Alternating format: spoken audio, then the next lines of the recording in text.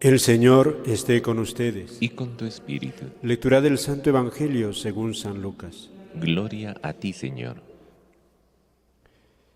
En aquel tiempo dijo el Señor: ¿A quién se parecen los hombres de esta generación? ¿A quién los compararemos? Se parecen a unos niños sentados en la plaza que gritan a otros: tocamos la flauta y no bailáis, cantamos lamentaciones y no lloráis. Vino Juan el Bautista, que ni comía ni bebía, y dijisteis que tenía un demonio. Viene el Hijo del Hombre, que come y bebe, y decís: mirad, qué comilón y qué borracho, amigo de publicanos y pecadores. Sin embargo, los discípulos de la sabiduría le han dado la razón. Palabra del Señor. Gloria a ti, Señor Jesús. Amados hermanos, en nuestro Señor Jesucristo y en María Santísima, nuestra Madre, hoy día la Iglesia recuerda a dos grandes santos, San Cornelio Papa y San Cipriano Obispo, mártires. Ambos son de la primera época de la Iglesia. San Cornelio es el Papa, según la sucesión apostólica, 21, el número 21. Y San Cipriano es obispo del norte del África, Cartago, y es un obispo cuyos escritos van a influir muchísimo en la Iglesia por su testimonio y también por toda su labor teológica. Estos dos santos mueren mártires. Uno de los dramas que les va a tocar superar es la herejía de los novacianos, novacianistas se les decía. Ellos predican, exigen a la Iglesia que no perdone a los que han renegado de la fe. O sea, los novacianistas son demasiado intransigentes. Decían ellos que la Iglesia, la jerarquía, no puede perdonar los pecados de apostasía. Es decir, aquel pecado que cometían los cristianos cuando arreciaba la persecución contra la Iglesia, y entonces muchos cristianos, por temor a la muerte, renegaban de la fe y decían: pues sí, ya no quiero ser cristiano, reniego de la Iglesia, ya no quiero esto. Y salvaban el pellejo, terminaba la persecución, se daban cuenta de lo que habían hecho, se arrepentían, pedían perdón, y entonces los novacianistas decían: no, la Iglesia no puede perdonar esta clase de pecados. Tanto San Cipriano como San Cornelio, y otros también, claro, van a decir: no, la Iglesia sí puede perdonar estos pecados y todos los pecados de los que se arrepienten. Sepan, para nosotros esto se dice de pasada, pero fue una tarea muy ardua, muy difícil, porque ellos también serán víctimas de la persecución de los paganos. El Papa muere también perseguido, en destierro por un emperador, y también San Cipriano es famoso, está la narración histórica de su martirio. Ambos mueren por defender la fe de la Iglesia, ¿no? Es conmovedor leer el martirio de San Cipriano, porque efectivamente le dice: mira, Cipriano, tú sacrifica a los dioses, así, quema un poco de incienso y adora a los dioses. Y San Cipriano, delante de toda su Iglesia que le está rodeando, confiesa: no lo hago. Y cuando le anuncian: vas a ser decapitado, él responde: demos gracias a Dios. Así, con la sencillez y la valentía de quien sabe qué es lo que cree, se enfrenta a la muerte. Y fue decapitado.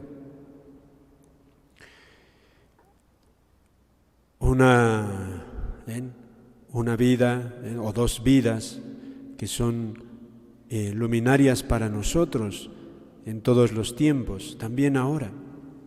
Estos hombres, como todos los cristianos de esa época, viven muchas dificultades, pero sobre todo ellos lo que buscan es ser fieles al mensaje recibido.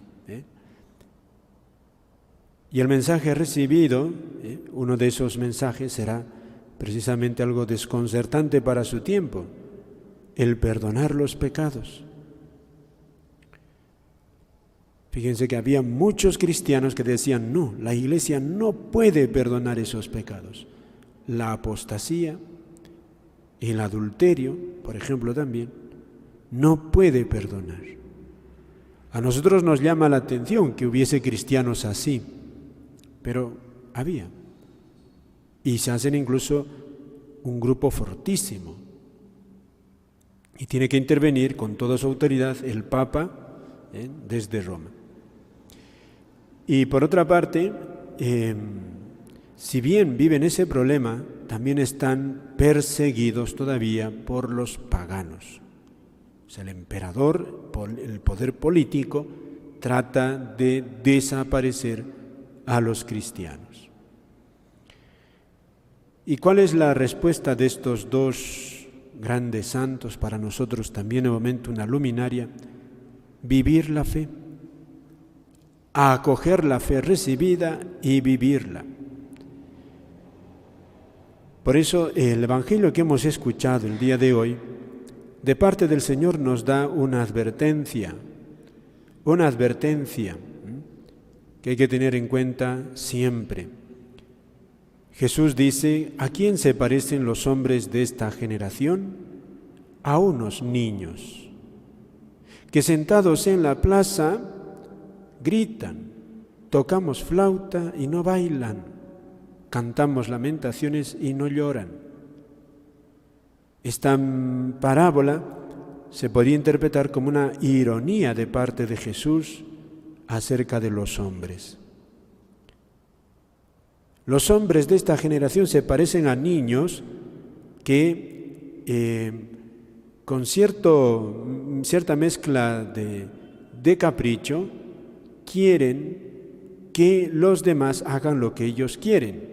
Nos imaginamos así, como dice Jesús, un grupo de niños que empieza en una plaza, en un lugar abierto, a tocar instrumentos que, pues, al fin, niños que van a tocar, están jugando y quieren que los adultos actúen como ellos. Eso es lo que quiere decir. Y así dice Jesús, aplicando a su realidad, dice, vino Juan Bautista y era un hombre austerísimo, no comía ni bebía, pero predicaba, y era un hombre que les exigía conversión. Y entonces, ¿qué hace el pueblo, que hicieron los hombres de su tiempo? Este hombre, decían así, que lo veían tan austero, tan sacrificado, tan exigente, le decían, este señor está endemoniado, así está loco. ¿Cómo vamos a hacer caso a uno que no come, no bebe, vive en el desierto? Este está endemoniado. Pero les hablaba de conversión. Y dice Jesús a continuación, sin embargo, he venido yo, y yo no soy como Juan Bautista. No vivo en el desierto, no visto como él, así con una ropa austerísima. Yo vivo aquí en un pueblo, con la gente, y como y bebo como todos. Pero también, como Juan Bautista, predico la conversión. ¿Y qué responden los hombres de su tiempo? Borracho. Comilón y borracho. ¿Con esto qué quiere decir Jesús? Que cuando Dios nos predica la conversión, queridos hermanos, cuando Dios nos predica la conversión, esto no suele ser para nosotros muy agradable. Y aquí, como una pista para discernir. Una pista para discernir no es consultar a la masa del pueblo y más al pueblo superficial que no busca sinceramente a Dios. Dice Jesús, los hombres de esta generación, cuando habla así, está hablando de la masa del pueblo y un pueblo superficial. Son como niños, no van a hacer caso.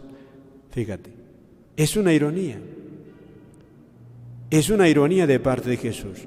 Para conocer, queridos hermanos, los caminos de Dios, para vivir debidamente la fe, no podemos hacer estadísticas, ni consultar las estadísticas, ni consultar a la masa de la gente que vive con superficialidad la fe.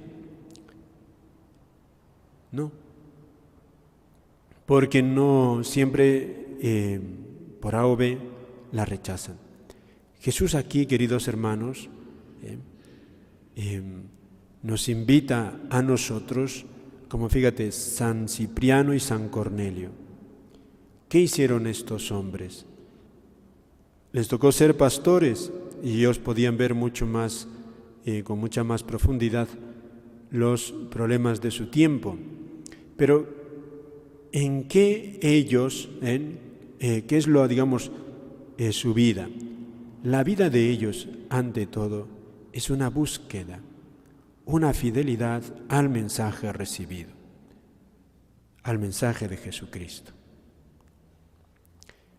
Esto para nosotros, para el pueblo en general, tiene que ser una búsqueda sincera, una formación espiritual y un espíritu orante de la fe de la Iglesia. Si un cristiano no se forma en su fe, va a caer en la tentación de esto que dice aquí Jesús. Será para parecer a un niño. Va a coger de la fe lo que le gusta, pero lo que no le gusta no. Es necesario tener una idea bien clara de la fe para poder vivirla. Y por otra parte, es necesario que ese conocimiento de la fe sea un conocimiento sapiencial. Por eso es importante aquí el espíritu orante. El entender a Dios, el captar a Dios, el vivir en amistad con Dios con todo nuestro ser, hasta con los sentimientos. San Bernardo de Claraval precisamente insiste mucho en esto. Captar a Dios con la inteligencia, quererlo con la voluntad, pero incluso también con la sensibilidad. ¿Por qué? Porque somos seres humanos. Y el peligro hoy nada más es conocer a Dios y si acaso, y incluso eso, nada más un conocimiento superficial, y si acaso querer lo que Él quiere, o sea, querer las cosas de Dios, pero todo el ser, no. Por eso hoy día nos ha recordado el apóstol San Pablo en su carta, aquel himno maravilloso, que es el núcleo de espiritualidad cristiana, que es el amor. ¿En qué consiste el amor cristiano? De eso se trata, de vivir ese mensaje espiritual, ¿no? La verdadera caridad. En medio de las dificultades, cuidado, no nos sintamos que somos cristianos extraordinarios, situación que nunca se ha dado. San Cipriano y San Cornelio vivieron dificultades terribilísimas y sabían que podían acabar decapitados. Y acabaron estos dos mártires perdiendo la vida por la fe. Nuestras circunstancias no están así, quizá, así no están. Pero si hay dificultades hoy por hoy para vivir la fe. Pidamos al Señor que nuestra fe no se haga, queridos hermanos, una fe superficial. Y le pedimos a estos mártires que ante todo nosotros busquemos oír a Dios con todo nuestro ser, para poder vivir día a día, en vivir con madurez cristiana.